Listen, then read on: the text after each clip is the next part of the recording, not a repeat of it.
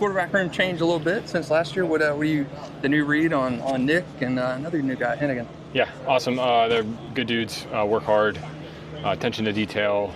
We'll push each other, and I just think it's a good room, high quality people. Liam, you know pretty well from time in LA and also Tampa Bay. What are your thoughts on him here in Jacksonville? What the potential he's got to do? Yeah, I think obviously he's a tremendous play caller. He understands the game really well. I think he's got a good feel for the locker room, how to relate to players, and you kind of combine that into like all the great elements you need to be a good head coach. So very optimistic about the way he'll perform and the way the offense will perform and the way he'll get the team going. What was it like being in LA with those football minds, Sean and Liam and James in a sense, and what you kind of soaked up from there? Yeah, I think that there's like a relentless pursuit for being in the right play, to not ever have like a call and run it bad play. Mm-hmm. You know, never run a bad play into a bad look, right? Always have a play that's set up for success, so you increase the chances throughout the game over a 60-play game of gaining more yards and scoring more points and obviously winning more games. So I think that's what they do a really good job of.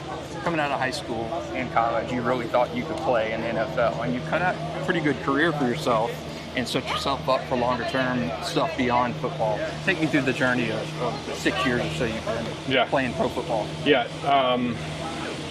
Honestly, it's 1% better every day. I think that's the mindset that I've always tried to have, and you're always trying to find that edge, always trying to push yourself. And I've been fortunate. I've been lucky in a lot of ways. Right place, right time.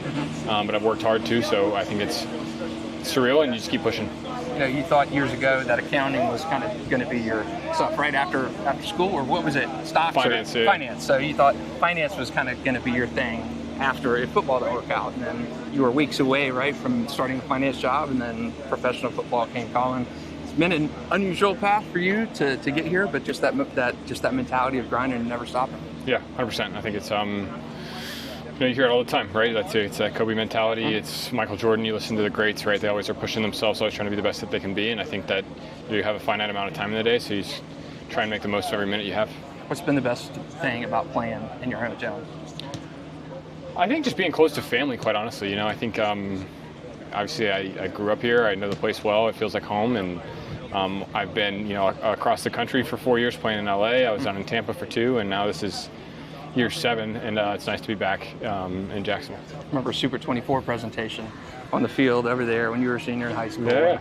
It was just so crazy that you're back all these years later, whether it was playing for the Bucks or playing for the Jags. Yeah. How crazy is the evolution for you? Yeah, I think it's definitely like when you step back for a second and you soak it all in, it's pretty cool to see how long of a shot I was, and I was able to make it. And I just have a lot of gratitude for all the people that pushed me when times were tough, for the coaches that were in my corner, for my teammates to help me along the way. So just gratitude, honestly. What's one thing about Liam Coen that people may not know?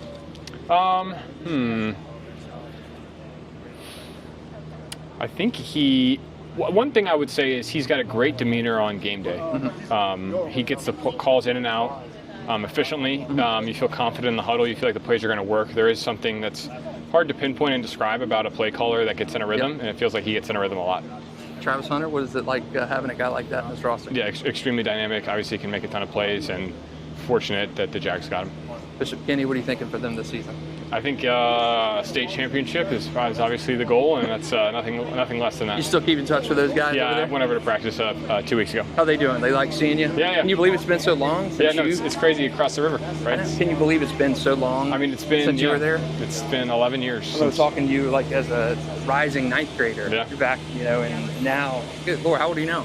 29. Man, 29. You still up in you have stuff down south too, right? Yeah, my home's in Miami, and then I come up here for work. What do you have going with like the Cortex guys? Yeah. Just a few business ventures with those guys, and have been in the weeds with that for 3 years. Yeah, you've done like the app, like an app, developed that, right? Yeah. So for that, are you still involved with them? Yeah. I've co-founded 2 of those ventures, and loosely involved. Obviously, during the season, my priorities are football, and then. Do you think you'll get into that after post-playing? Oh, absolutely. Yeah.